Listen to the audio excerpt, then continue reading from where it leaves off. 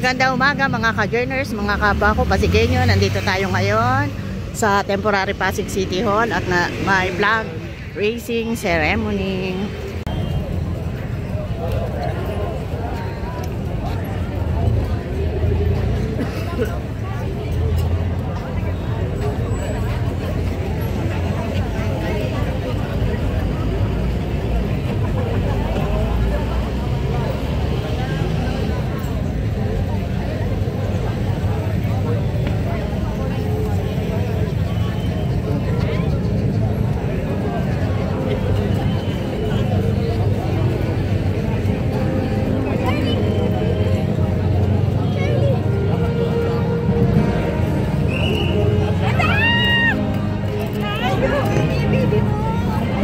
Consi Angelo de Leon.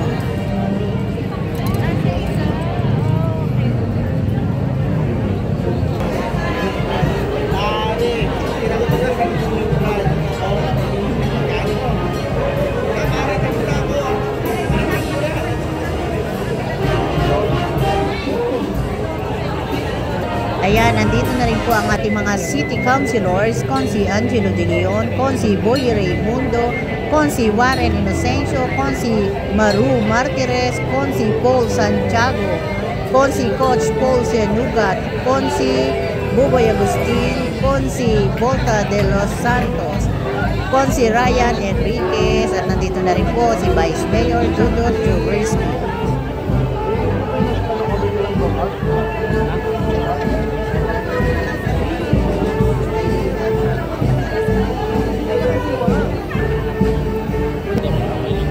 Ayan, at kararating lang din po ni Mayor Vico Soto.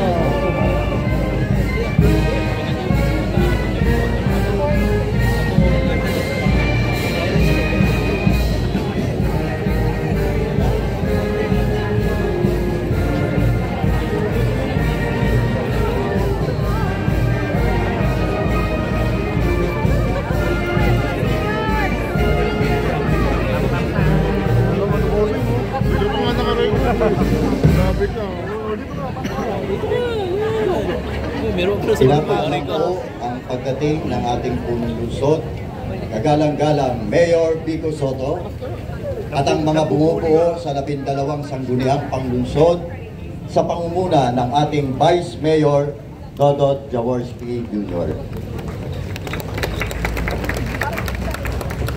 Magandang umaga po sa inyong lahat, mga kapwa ko, kawani at mga pinuno ng iba't ibang tanggapan.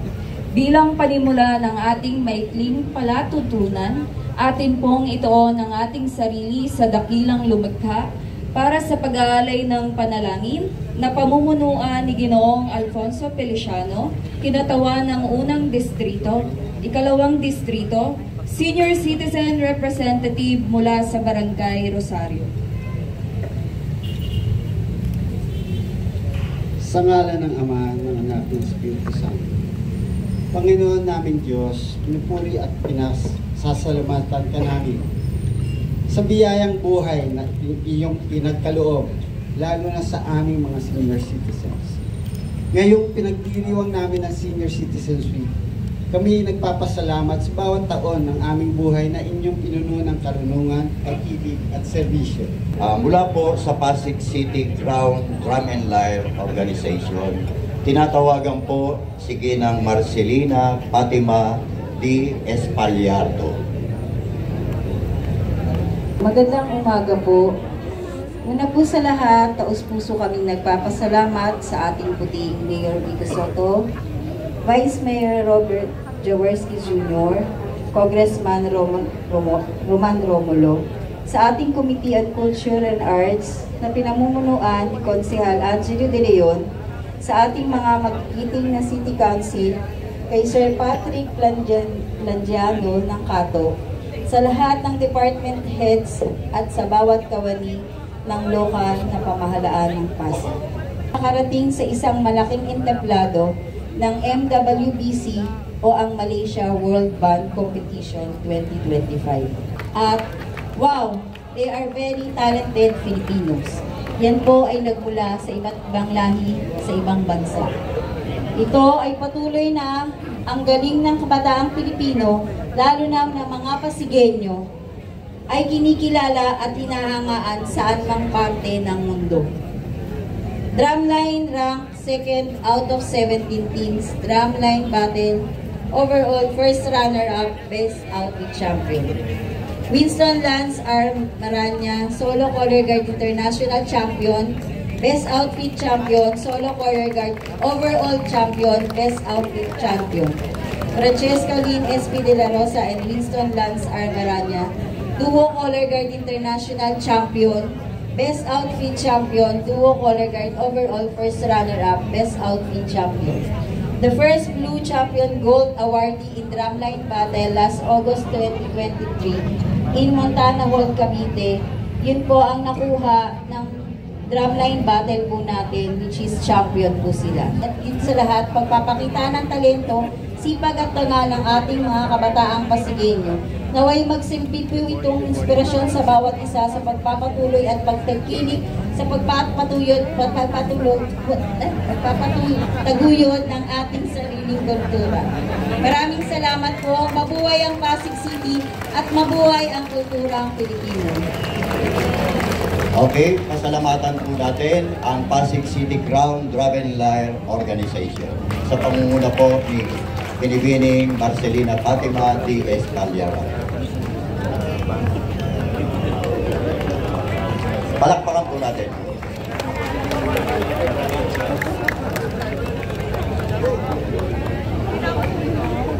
Okay, karagdagang paalala po, ngayong buwan din po ng Oktubre,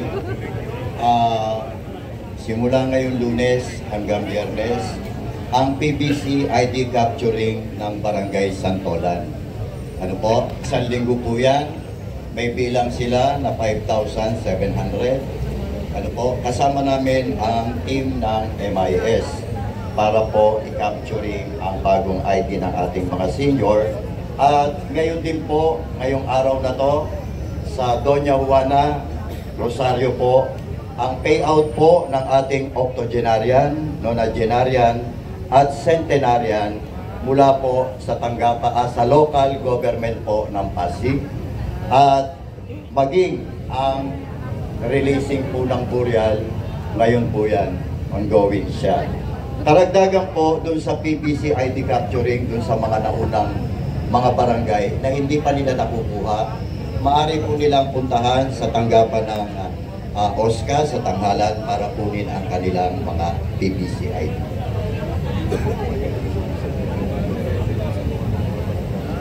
Kasabay po nito, magkakaroon po tayo ng pamimigay po ng medical kit po sa ating mga senior citizen detainees po sa Pasig City Jail. At inaanyayahan po namin ang ating mga lolo at lola po na dumalo at makilahok sa celebration po ng ating elderly month na gaganapin po sa darating na ika-18 po ng Oktobre sa Rizal High School sa bahagi po ng Oval. Mula po alas 8 ng umaga hanggang alas 5 ng hapon. Para po sa kompletong detalye, ang tabayanan po natin ang ating post sa official Facebook page po ng Pasig City Public Information Office at Pasig City OSCA. Ngayon naman po para sa pagbibigay po ng award sa Pasig Lakas po, tinatawagan po namin si Miss Irish May Azuzano at si Miss Lorraine Roncales. So, isang masigla at mapagpalang umaga sa ating lahat! So, noong August 16, 2025, muling inununsad ng ating pamahalang lungsod sa pamamagitan ng Human Resource Development Office ang Pasig Lakas 2025 City Government Employees Sports Fest. Ginanap ang opening ceremony sa Rizal High School Oval, natampok ang parada ng ating mga kawani, pagsindi ng kondron ng mga batang Pasigueño, youth competition at panunumpa ng sportsmanship. Nagbigay ng mensahe si Mayor Vico Soto ukol sa pagkakaisa at disiplina sa sports. Nagtapos ang seremonya sa huling mensahe mula kay Ma'am Elvira Flores, tagapamuno ng Human Resource Development Office. Mahigit isang buwan ng event na ito na nalahokan ng ating mga kawani sa iba't ibang paligsahan tulad ng basketball, volleyball, badminton, bowling, darts, chess, Mobile Legends, at palarong Pinoy. Matagumpay itong natapos noong Setyembre 27, 2025 na lalong nagpatibay ng samahan ng mga lingkod bayan. Ngayon, bago tayo tumungo sa awarding, malugod naming pinasasalamatan ang mga sumusunod. Congressman Roman Romulo, Mayor Vico Soto, Vice Mayor Dodot Jaworski, Sangguniang Panglungsod Districts 1 and 2, Attorney Jeron Manzanero. Mga departamento: Office of the City Mayor, Office of the Vice Mayor, Office of the City Administrator, Office of Councilor Maro Martins, Cultural Affairs and Tourism Office, Office on General Services Asset Division, Office of the Building Maintenance, Management Information System Office, Public Information Office, Engineering Department, City Environment and Natural Resources Office, Clean and Green, Solid Waste and Management Office, City Health Department, Peace and Order Department with Bantay Pasig Division and Public Safety Division, Traffic and Parking Management Office, Tricycle Operation Regulatory Office, Pasig City Disaster Risk Reduction and Management Office, Community Relations and Information Office, Bureau of Fire Protection, Philippine National Police, Hymn of Renaissance Corps, Pasig City Symphonic Band, Coro Pasigueño, and the City Human Resource Development Office. At gayon, ating tunghayan ang mga nagwagi sa iba't ibang larangan ng paligsahan sa Pasig Lakas 2025. Tinatawagan po ang ating kagalang-galang na Mayor at Vice Mayor, 10 na mga kasapi ng Sangguniang Panglungsod para sa paggawad ng mga tropeyo at gantimpala. Sa larangan ng chess, second runner-up, PCGH Chess Team.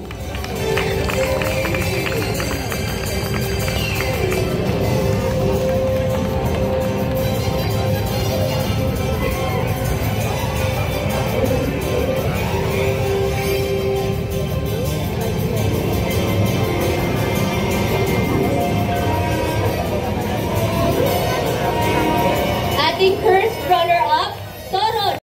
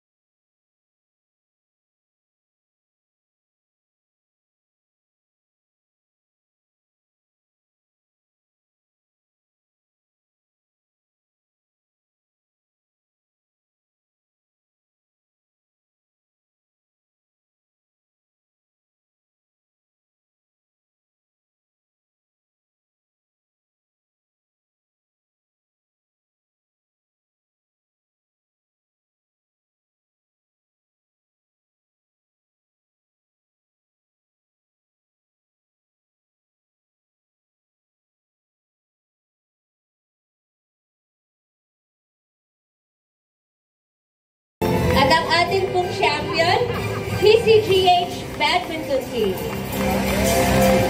So nandiyan din po, kabilang sa kanila ang ating MVP for male, Jeffrey Lubiano, at ang ating MVP for female, Jenny Salvador.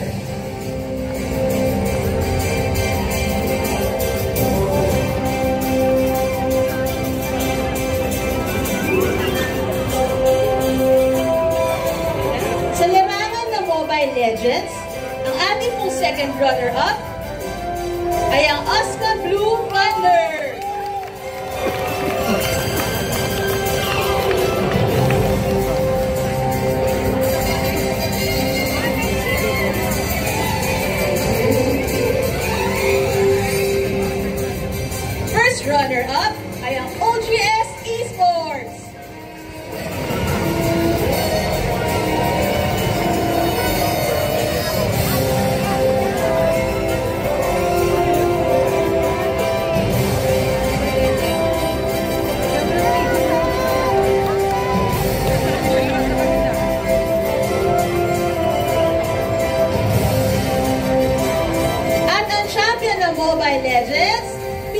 PTA Child's Hope Chaos. Kasama po sa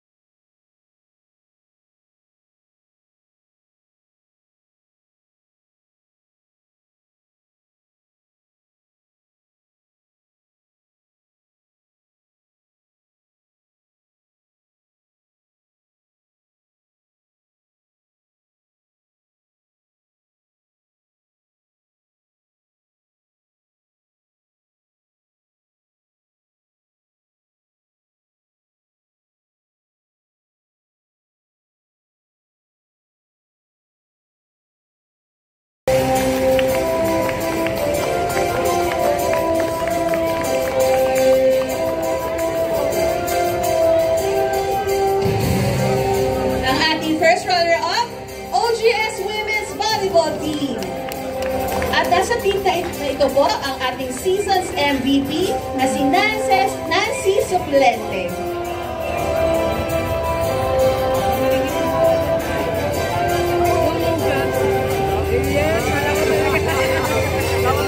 And ang ating champion naman po, ang Engineering Women's Volleyball Team. Kasama ang finals MVP na si Mary Jill Cruz.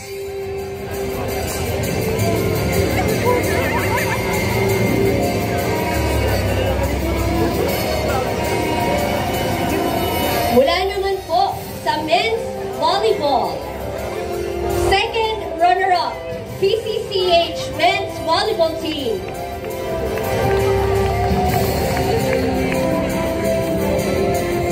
First runner-up, Engineering Men's Volleyball Team. At syempre po, ang ating champion, PDRRMO Men's Volleyball Team. Kabilang ang season MVP na si Richmond Castillo at ang finals MVP na si Arvin Bueno.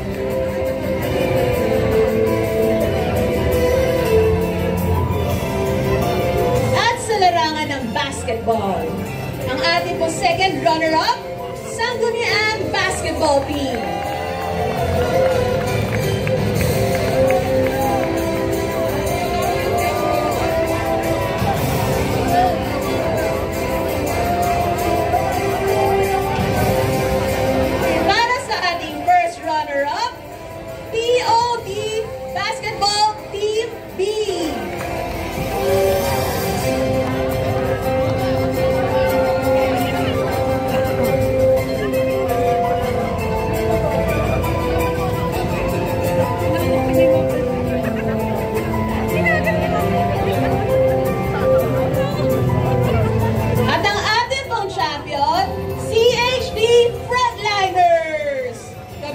Dito ang season's MVP na si Jan Erman Sabate at ang finals MVP na si Algernon Victorino.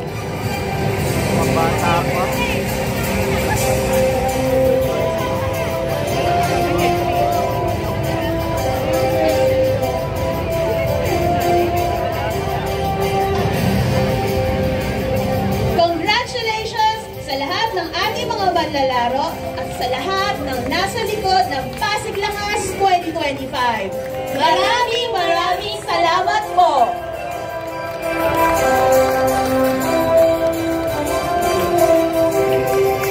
Okay, maraming salamat Binibining Iris at Lorraine. Maraming salamat po sa mga departamento at tanggapan na nanguna sa maikling programa sa umagang ito. Mula po sa social institutional sector, ako po si Ronnie Rapsing, na ay talagang tagapanguna sa operasyon ng OSCA. At maraming salamat din po sa Boy Scout and Girl Scout of the Philippines para sa kanilang selebrasyon ng Buwanang Scouting. At sa ating Pasig City Symphonic Band at Cultural Affairs and Tourism Office. Ako po si Marjeline Bandalobar mula po sa OSCA. Kami ang naging guro sa palatuntunan ngayong umaga. Maraming salamat po. Okay, sa pagkakataon po ito, pakinggan po natin ang mensahe ng ating punong lungsod ng Pasig.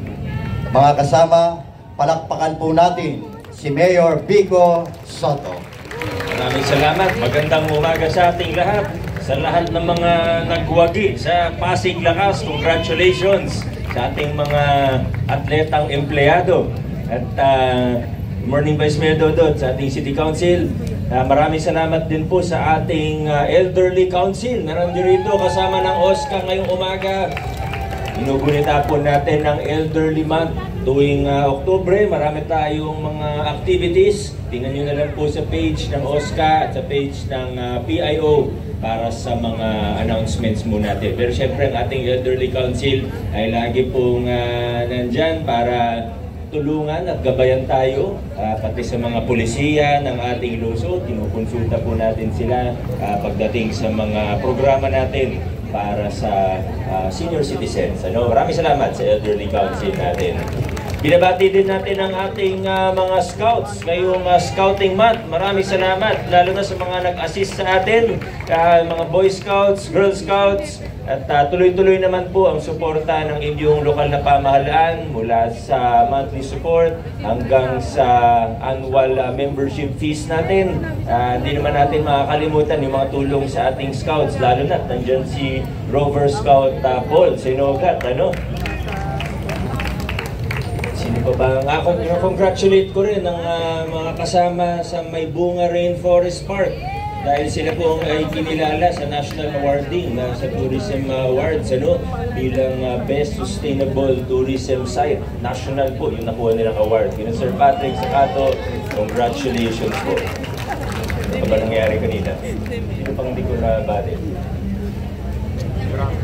Okay na, Melvin. Of course, sa ating Pride of Pasig, ang Pasig Crown Drum and Lyre, congratulations! Isa na namang nandun pala sila. Kanina kasi nandun kayo sa kabila. Talagang ang dami na nilang panalunan na international, hindi lang Pilipinas, international competitions. Nakaka-proud. Kanina tinitingnan ko po yung alaga ni Ma'am Winnie. Ang galing po ng alaga niyo, Ma'am Winnie. Nanunumpa tayo, nagtataas din po siya ng kamay. Galing. Sa atin pong lahat, maraming salamat. Magandang umaga. Have a great week ahead. Adjourn na po tayo.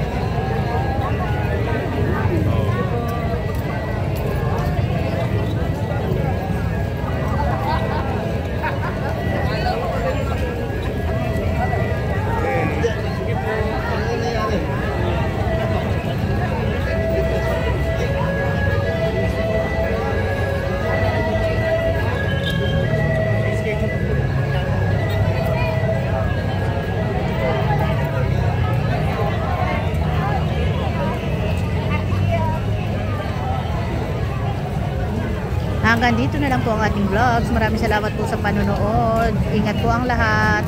Bye!